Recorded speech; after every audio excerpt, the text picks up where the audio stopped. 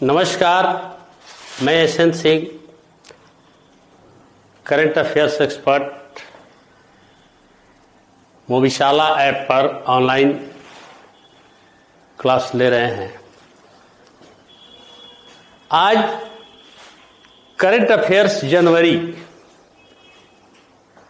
की पॉलिटी से रिलेटेड जो हाईलाइट रहे हैं उसकी चर्चा करेंगे और उसमें क्या क्या टॉपिक होंगे इसकी एक रूपरेखा मैंने यहाँ पर लिख दिया है।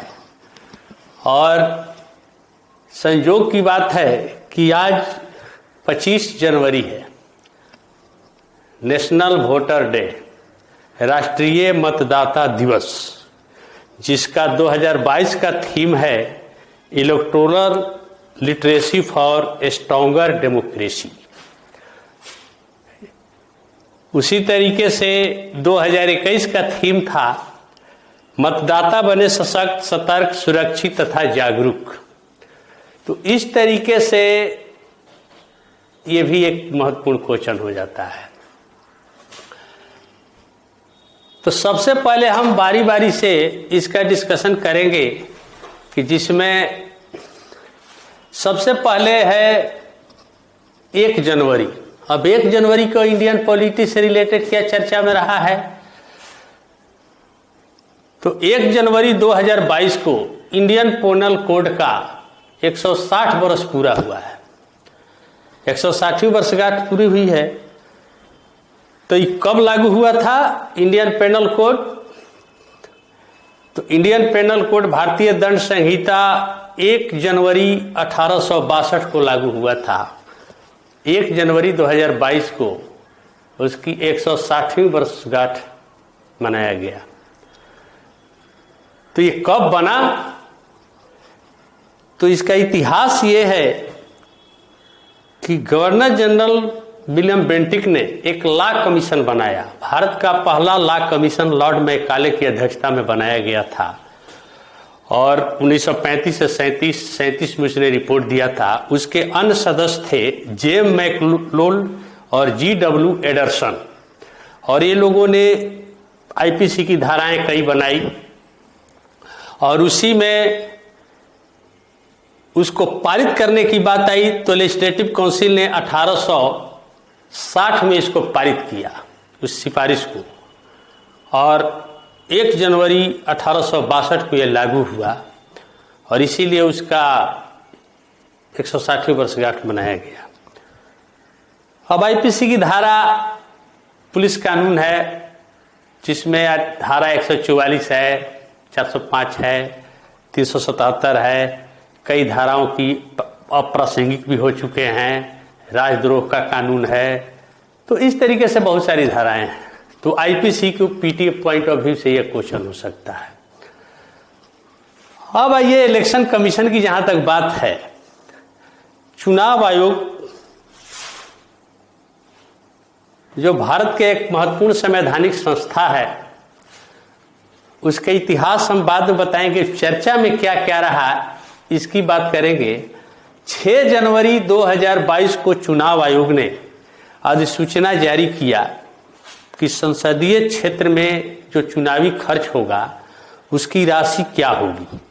तो बड़े राज्यों में संसदीय क्षेत्र में पहले 70 लाख था, अब उसको बढ़ा करके 95 लाख कर दिया गया। उसी प्रकार छोटे राज्यों के लिए संसदीय क्षेत्र के लिए पहले था 54 लाख, तो उसको बढ़ा करके 75 लाख कर दिया गया उम्मीदवारों की राशि खर्च करने के लिए। उसी प्रकार राज्य विधानसभाओं में पहले था बड़े राज्यों के लिए 28 लाख रुपया, अब उसको बढ़ा करके 40 लाख रुपया कर दिया गया। उसी प्रकार छोटे राज्यों के लिए 20 लाख रुपया था, उसको बढ़ा करके 28 लाख रुपया कर दिया गया। इस तरीके से चुनावी खर्च को बढ़ाया गया। अब दूसरा चीज क्या हुआ है इलेक्शन कमीशन कि 8 जनवरी को अधिसूचना जारी किया है 5 राज्यों के विधानसभा चुनाव की, जिसमें उत्तर प्रदेश है, उत्तराखंड है, पंजाब है, मणिपुर है और गोवा है। तो याद कीजिएगा कि 66वीं बीपीएससी पीटी में क्वेश्चन आया था कि बिहार विधानसभा चुनाव की अधिसूचना किस तारीख को जारी हुई थी। तो अधिसूचना जारी हुई है जिसमें सबसे अधिक सीट किस राज्य का है, माने भारत में सबसे अधिक विधानसभा वाला सीट वाला राज्य कौन है, 403 उत्तर प्रदेश, 70 उत्तराखंड, 117 पंजाब, 40 गोवा का है और मणिपुर का 60 विधानसभा सीट है। तो इस तरीके से ये विधानसभाओं की अधिसूचना जारी हुई है। उत्तर प्रदेश में 7 चरण, मणिपुर में 2 चरण, बाकी राज्यों में 1 चरण में चुनाव होंगे। 10 मार्च को मतगणना होगी। तो इस तरीके से अब एक है 25 जनवरी 2022 राष्ट्रीय मतदाता दिवस। अब ये 2011 में चुनाव आयोग की 60वीं वर्षगांठ मनाया गया, तो 2011 में उसी के उपलक्ष्य में 25 जनवरी को मतदाता दिवस की घोषणा हुई। तो राष्ट्रीय मतदाता दिवस 2011 से मनाया जाता है इसलिए कि 25 जनवरी 1950 को चुनाव आयोग का गठन हुआ था। इस तरीके से तो अब चुनाव आयोग का पूरा जो कंसेप्ट है उस पर बहुत सारे क्वेश्चन बनते हैं। तो इलेक्शन कमीशन संवैधानिक संस्था है, स्वतंत्र और निष्पक्ष चुनाव कराता है। इस संविधान के भाग 15 आर्टिकल 324 से 329 में इसका प्रावधान है। 25 जनवरी 1950 को इलेक्शन कमीशन बना और पहली बार एक सदस्यीय चुनाव आयोग भी हुआ करता था और पहला मुख्य चुनाव आयुक्त थे सुकुमार सेन, जो 1950 से 1958 तक रहे। इसके बाद एक दूसरे बने थे केवी सुंदरम, ये 1958 से 1967 तक थे। और तीसरे थे एसपी सेन वर्मा, वे 1967 से 1972। अब यहाँ पर एक सवाल उठेगा कि 1950 से 1958 पहले थे कार्यकाल और 1958 से 1967 दूसरे, यानी एक 8 वर्ष थे और एक 9 वर्ष थे। और तीसरे मुख्य चुनाव आयुक्त जो बने हैं वे 5 वर्ष ही रहे, 67 से 72। तो क्या चीज है? तो जैसा कि हम संविधान में पढ़ते हैं कि 6 वर्ष या 65 वर्ष की आयु तक रहते हैं, तो पहले और दूसरे में नहीं था। तो याद रखिएगा कि शुरू में ऐसा कुछ प्रावधान नहीं था संविधान में। ये बाद में तीसरे मुख्य चुनाव आयुक्त के समय संविधान संशोधन के द्वारा कार्यकाल को 6 वर्ष या 65 वर्ष निर्धारित कर दिया गया। तो इस तरीके से हुआ। अब एक और बात समझ लीजिएगा कि चुनाव आयुक्त, मुख्य चुनाव आयुक्त या अन्य चुनाव आयुक्त जो है शपथ नहीं लेता है। एक ऐसा संवैधानिक संस्था जिसके प्रमुख शपथ नहीं लेते हैं, ये बहुत आश्चर्य की बात होती है। तो बिना शपथ लिए ही इलेक्शन कमीशन पिछले 70-72 वर्षों में सफलतापूर्वक चुनाव करा करके विश्व में अपना एक मानदंड स्थापित किया है और अपना क्रेडिट बढ़ाया है। तो इस तरीके से इलेक्शन कमीशन की बात होती है। अब होता है कि पहले 1 सदस्यीय था, ये 3 सदस्यीय कब से बनना शुरू हुआ? तो अक्टूबर 1989 से लेकर के जनवरी 1990 में चुनाव आयोग पहली बार 3 सदस्यीय बना। मुख्य चुनाव आयुक्त थे RBS पेरी शास्त्री के समय में ये पहली बार 3 सदस्यीय बना। फिर जनवरी 1990 से अक्टूबर 1993 में 1 सदस्यीय हो गया। दूसरी बार चुनाव आयोग अक्टूबर 1993 में TN सेशन के समय मुख्य चुनाव आयुक्त थे, उनके समय में 3 सदस्यीय बना, जो आज तक है। और वर्तमान मुख्य चुनाव आयुक्त हैं सुशील चंद्रा, दूसरे हैं राजीव कुमार और तीसरे हैं अनूप चंद्र पांडे। ये 3 सदस्यीय हो गया। अब यहां पर एक सवाल यह भी होगा कि जैसे सुप्रीम कोर्ट में होता है कि सुप्रीम कोर्ट का जो सुपर वरिष्ठ न्यायाधीश होता है वही मुख्य न्यायाधीश बनता है मुख्य न्यायाधीश के रिटायरमेंट के बाद। तो क्या चुनाव आयोग में भी यही प्रावधान है? तो परंपरा में तो देखने से यही लगता है कि जो सेकंड स्तर पर आते हैं वही मुख्य चुनाव आयुक्त बनते रहे हैं, लेकिन ऐसा नहीं है। यहां पर बाहर के व्यक्तियों को भी मुख्य चुनाव आयुक्त बनाया जा सकता है। लेकिन एक परंपरा बन गई है कि जो रिटायर होते हैं उनके बाद के जो व्यक्ति रहते हैं उन्हीं को बना दिया जाता है। लेकिन सरकार चाहे तो बाहरी व्यक्ति को भी मुख्य चुनाव आयुक्त बना सकती है। इस तरीके से इलेक्शन कमीशन पर तो बहुत क्वेश्चन, अब एक क्वेश्चन है कि 5 राज्यों के विधानसभा के चुनाव की जो अधिसूचना जारी हुई उसमें आदर्श आचार संहिता लागू हुआ, तो मॉडल कोड ऑफ कंडक्ट लागू हुआ। ये पहली बार 1960 में स्वैच्छिक रूप से, अनिवार्य रूप से नहीं था, केरल में लागू जरूर हुआ, लेकिन पूरी तरीके से मुख्य चुनाव आयुक्त टी.एन. शेषन ने जनवरी 1991 में अपने हस्ताक्षर से इसको अनिवार्य कर दिया और स्वतंत्र और निष्पक्ष चुनाव कराने के लिए आदर्श आचार संहिता को लागू कर दिया था। तब से कड़ाई से लागू होता है और टी.एन. शेषन का चुनाव आयोग और चुनाव भारत में जब भी लिखा जाएगा चुनाव की इतिहास, तो टी.एन. शेषन का नाम अमर रहेगा। तो इस तरीके से अब 26 जनवरी गणतंत्र दिवस मनाया जाता है। 26 जनवरी गणतंत्र दिवस क्यों? 26 जनवरी को ऐसा क्या हुआ था?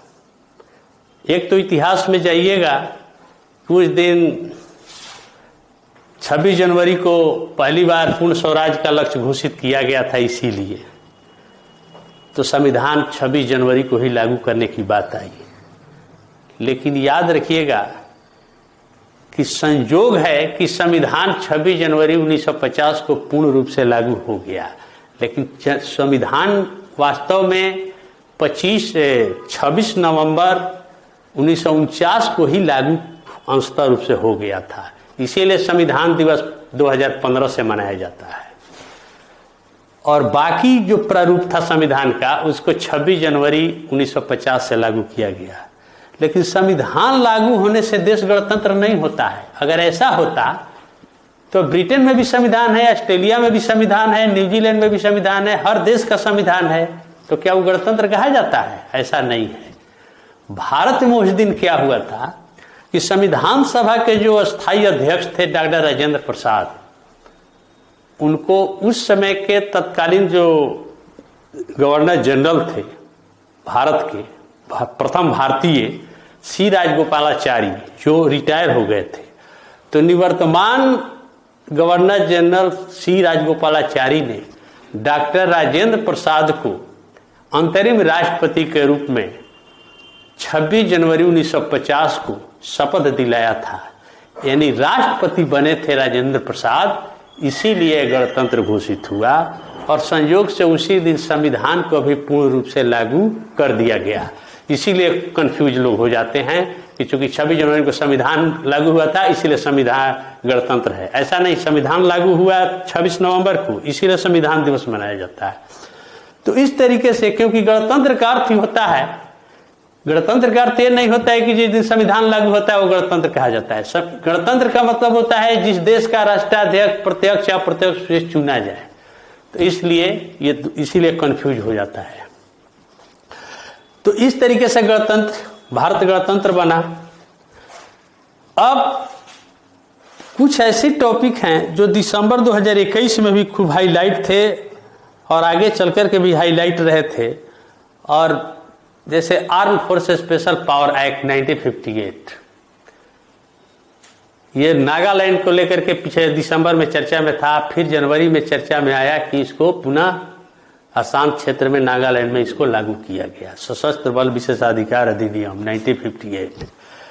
देखिए, ये 1942 का जो अध्यादेश था, 42 के आंदोलन को कुचलने के लिए अंग्रेजों ने एक अध्यादेश जारी किया था कि किसी की भी गिरफ्तारी की जा सकती है, किसी के घर की तलाशी ली जा सकती है, देखते ही गोली मार देने का आदेश दिया जाता है। तो उस समय तक तो सही था, लेकिन आजादी के बाद जब असम में नागा विद्रोह हुआ तो भारत सरकार ने भी एक अध्यादेश जारी किया 1942 के प्रावधान के तहत ही, और 1958 में एक अध्यादेश जारी किया, नागाओं असम में लागू किया गया नागा विद्रोह को दमन करने के लिए। उस समय नागालैंड नहीं बना था। तो नागा विद्रोह को दमन करने के लिए बनाया गया था और असम में ये लागू हुआ। और बाद में इसको सितंबर 1958 में भारतीय संसद ने भी कानून के रूप में पारित किया। उस समय से लेकर कई राज्यों में लागू रहा। मणिपुर में भी 1980 में लागू हुआ, जिसके चलते एक भूख हड़ताल कई वर्षों तक रही थी। इरोम शर्मिला मणिपुर की लौह महिला के नाम से जानी जाती है। तो जम्मू कश्मीर से लेकर अशांत हर क्षेत्र में इसको लगा है और कई बार ये चर्चा में रहा भी है। तो arm force special power act इस भी चर्चा में रहा। उसी तरीके से दिसंबर में 5 दिसंबर 2021 को पब्लिक अकाउंट कमेटी लोक लेखा समिति की 100वीं वर्षगांठ मना। अब लोक लेखा समिति जो है ये कब बना था? ये लोक लेखा समिति कब बना था? ये भारत सरकार अधिनियम 1919 के तहत 5 दिसंबर 1921 को पब्लिक अकाउंट कमेटी का गठन हुआ था, जिसके पहले अध्यक्ष थे D.W.M. हैली और यह वित्त विभाग के अंतर्गत काम करता था। और बाद में आज़ादी के बाद इसको संसद की नियमावली में शामिल कर लिया गया और ये भारत संसद की सबसे पुरानी अस्थायी वित्तीय कमेटी बन गई। और इस प्रकार वर्तमान में लोकसभा के अध्यक्ष इसके गठन करते हैं हर साल। और सबसे पुरानी वित्तीय अब संसद की अस्थायी कमेटी है लोक लेखा समिति, जिसमें 15 लोकसभा के 7 राज्यसभा के होते हैं सदस्य और इसमें मंत्री सदस्य नहीं होते हैं। शुरू में आज़ादी के बाद लोकसभा अध्यक्ष सत्तारूढ़ दल के व्यक्ति को ही इसका अध्यक्ष बनाते थे, लेकिन 1967 से इसमें विपक्ष के नेता को लोक लेखा समिति का अध्यक्ष बनाया जाने लगा। और पहला विपक्ष के नेता जो थे मीनू मसानी इसके अध्यक्ष बने थे। और वर्तमान में जो लोक लेखा समिति के अध्यक्ष हैं वे हैं कांग्रेस के अधीर रंजन चौधरी। तो इस तरीके से पॉलिटी से रिलेटेड बहुत सारे चीज की मैंने चर्चा किया। कल के डेट में बीपीएससी मेंस में भी जो क्वेश्चन पूछने की प्रवृत्ति रहती है वो उस साल की पॉलिटी करंट अफेयर्स के रिलेटेड ही क्वेश्चन पूछा जाता है। जैसे ज़्यादा नहीं तो एक क्वेश्चन का मैं जिक्र मेंस के बारे में कर देता हूँ कि 65वीं बीपीएससी मेंस में एक क्वेश्चन पूछा गया था पॉलिटी से कि संविधान एक हाथ से मौलिक अधिकार देता है और दूसरे हाथ से छीन लेता है, इसका विश्लेषण करें। तो आम तौर पर जो संविधान में लिखा है वही लोग समझ जाएंगे, लेकिन ऐसी बात नहीं है। इस क्वेश्चन को पूछने का कारण था कोविड-19। 2020 में कोविड-19 का प्रकोप शुरू हुआ और लॉकडाउन के बाद ये एग्जाम हुआ था जुलाई 2020 में। तो बीपीएससी इस क्वेश्चन को कैसे देखिए पूछा कि संविधान एक हाथ से मौलिक अधिकार देता है दूसरे हाथ से छीन लेता है। तो चूंकि कोविड काल में संविधान कहता है कि छुआछूत का अंत कर दिया गया, आर्टिकल 17 के तहत, लेकिन कोरोना क्या कहता है किसी से छुआना नहीं है। एक ये बात हुआ। या कहीं भी आने जाने की स्वतंत्रता पर रोक। आप याद कीजिए कि कोटा में लोग फंसे थे, अब तो ऐसा लॉकडाउन लगता ही नहीं है कि कहीं भी आने जाने में पूर्ण प्रतिबंध था, हैं? तो आर्टिकल 19 का अंत कर दिया गया था, कहीं भी नहीं आ जा सकते। और तीसरा, धार्मिक स्वतंत्रता का अंत कर दिया गया था।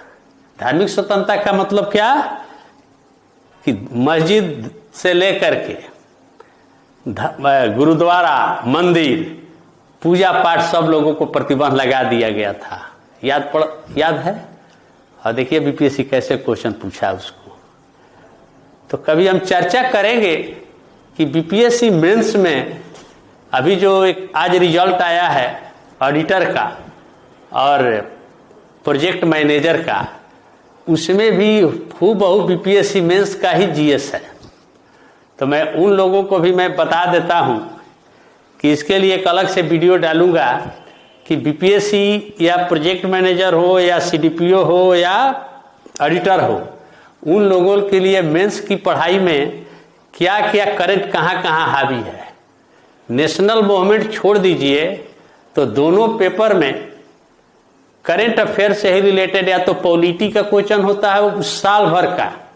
अब क्वेश्चन नहीं पूछेगा कि हाल का राष्ट्रपति चुनाव कई कारण से चर्चा में रहा, ऐसा क्वेश्चन नहीं पूछा जाएगा। उस समय पूछने का कारण था 2007 में, क्योंकि राष्ट्रपति प्रतिभा देवी पाटिल और अब एपीजे अब्दुल कलाम पूरा कहानी मचा हुआ था उस साल। यह अब क्वेश्चन नहीं पूछेगा कि बार बार मध्यावधि चुनाव होना लोकतंत्र के सेहत के लिए खतरनाक है, चुनाव हृदय गति के समान है। तो अब क्वेश्चन ही नहीं पूछेगा, क्योंकि 1996-97 में यह पूरा कंसेप्ट था कि मनमोहन सिंह की सरकार गिर जाए 2007 में, कि मनमोहन सिंह की सरकार अब गिरी कि तब गिरी, अंततः कम्युनिस्ट पार्टी समर्थन वापस ले लेती कि समाजवादी पार्टी ने बचाई थी। तो इस कारण से क्वेश्चन पूछा गया था।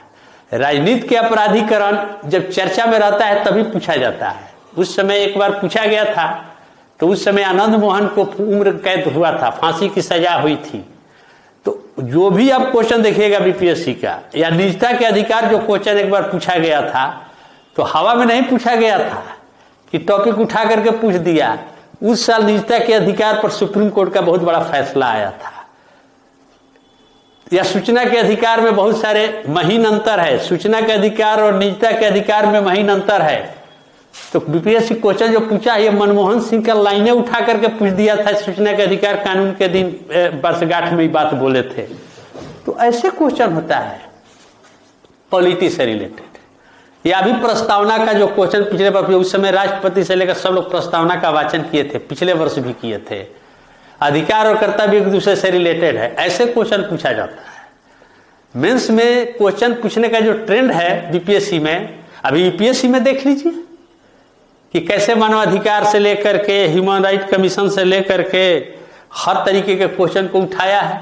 तो जो साल भर जो पॉलिटी में हाईलाइट, संसद क्यों पूछा जा रहा है, पिछले वर्ष भी पूछा था, क्योंकि संसद ही सर्वोच्च है। वाद विवाद होता है लेकिन पूरे संसद हमेशा चर्चा में रह रहा है। तो क्वेश्चन बीपीएससी जो भी मेंस में पूछता है या पीटी में भी बहुत सारा कंसेप्ट का जो क्वेश्चन पूछता है, तो उसी से रिलेटेड क्वेश्चन पूछा जाता है जरूर कहीं ना कहीं। अब एक बार पूछा था हिंदुत्व के बारे में बीपीएससी, तो क्या समझते हैं कि एक टॉपिक उठा के दे दिया? ऐसा नहीं है।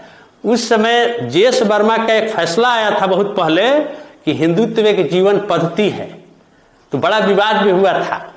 वही जेएस वर्मा जो कॉलेजियम बनाए थे, तो इसको लेकर के विवाद में आ गया था। उसी के खिलाफ, हिंदुत्व के खिलाफ एक याचिका दायर की गई थी कि सुप्रीम कोर्ट इस पर पुनः विचार करे जेएस वर्मा के फैसले पर। तो सुप्रीम कोर्ट इसको खारिज कर दिया, एक लाइन में खारिज कर दिया। बीपीएससी उसी को पकड़ करके क्वेश्चन बना दिया। यह क्वेश्चन पूछा गया था एक बार दबाव समूह। अब दबाव समूह क्यों पूछा गया था? क्योंकि याद कीजिए कि उस साल, जिस साल बीपीएससी हुआ था, उस साल पुरस्कार वापसी की झड़ी लग गई थी। तो हर क्षेत्र दबाव समूह है, बहुत सारे दबाव समूह, जिसमें एक नया दबाव समूह ये भी बुद्धिजीवी वर्ग भी, शहरी नक्सलवाद, ये नए नए टर्म्स भी आ गए थे। तो क्वेश्चन कभी हम चर्चा करेंगे बारी बारी से उस साल का क्वेश्चन देख करके कि पॉलिटी हो, इकोनॉमी हो, ज्योग्राफी हो। ज्योग्राफी में कुछ नहीं, ज्योग्राफी इकोनॉमी से एक दूसरे से कोरिलेट क्वेश्चन होता है। बिहार का पिछड़ापन और बिहार का विकास की बात पूछा है एक पिछले वर्ष। अब क्यों पूछा है? हमेशा मुख्यमंत्री बात करते हैं भाड़ा सामान्यीकरण की नीति के चलते बिहार पिछड़ा रह गया। अभी नीति आयोग को लेकर के खूब हंगामा मचा हुआ है। आप हर क्वेश्चन को देखिएगा तो उस साल के पेपर में जब आया रहेगा, और खासकर बिहार के अखबारों में सरकार क्या बोल रही है। अभी भी है विशेष राज्य का दर्जा का पूरा कंसेप्ट कि नीति आयोग का जो फैसला आया है, जो बहु निर्धनता सूचकांक आया है, अब उससे रिलेटेड क्वेश्चन की अगर पिछड़ा है तो दीजिए। या साइंस टेक का क्वेश्चन देखिए, पिछले 5-6 वर्ष से कैसे ट्रेंड बदला हुआ है। क्या ट्रेडिशनल किताब पढ़ने से साइंस टेक का क्वेश्चन लिखा जा सकता है? कभी नहीं लिखा जा सकता है। कोरोना महामारी से लेकर के टीकाकरण, मेक इन इंडिया पूरा पूछा कि कैसे साल भर में भारत ने टीकाकरण बनाया, टीका की बनाया, तो बीपीएससी पूछा। तो प्राकृतिक आपदा पर पूछता है। देखिए इसमें यूपीएससी में COP26 से 2 क्वेश्चन पूछा है। तो आप लोग हमेशा याद रखिएगा कि बीपीएससी में नेशनल मूवमेंट में भी क्वेश्चन जो कुछ कभी चंपारण सत्याग्रह लगातार पूछ रहा है, हमेशा पिछले जब से शताब्दी वर्ष मना है तब से चंपारण सत्याग्रह पूरे बिहार के अखबारों में हाईलाइटेड रहा है। और सबसे ज्यादा छोड़ दीजिए कि नेशनल मूवमेंट में क्वेश्चन था कि पिछले वर्ष सुभाष चंद्र बोस क्यों पूछा गया था, क्यों पूछा गया? 125वीं वर्षगांठ पिछले वर्ष से ही शुरुआत हो गई थी, इस वर्ष मना, तो पूरा पेपर में खूब आ रहा था। या लोहिया और जेपी के बारे में पूरा पेपर में उस समय अक्टूबर में हाईलाइट उनके विचारधारा पर आया था। इस तरीके से क्वेश्चन बीपीएससी करता है। बीपीएससी अब बहुत लोग कहते हैं कि ठीक है 10 साल का क्वेश्चन, हाँ क्वेश्चन देखना है कि ट्रेंड क्या है बीपीएससी का, और तैयारी उसी आधार पर करना है। इकोनॉमी हो, पॉलिटी हो, ज्योग्राफी हो, ज्योग्राफी में पूरा भारत का इतिहास पढ़ने की कोई जरूरत नहीं है। जल जीवन हरियाली अभियान से हर चीज रिलेटेड है। ग्लोबल वार्मिंग से निपटने का पूरा आएगा, तो ग्लोबल वार्मिंग से निपटने बिहार का प्रयास, इस तरीके से क्वेश्चन होंगे। तो बहुत सारे चीज की चर्चा मैं बारीकी से करूंगा अलग वीडियो बना करके कि मेंस के लिए कैसे पढ़ाया जाएगा आपको। इस प्रकार आज के क्लास का हम समापन करते हैं। एसएन सिंह का फिर एक बार आप सभी को नमस्कार, अभिवादन।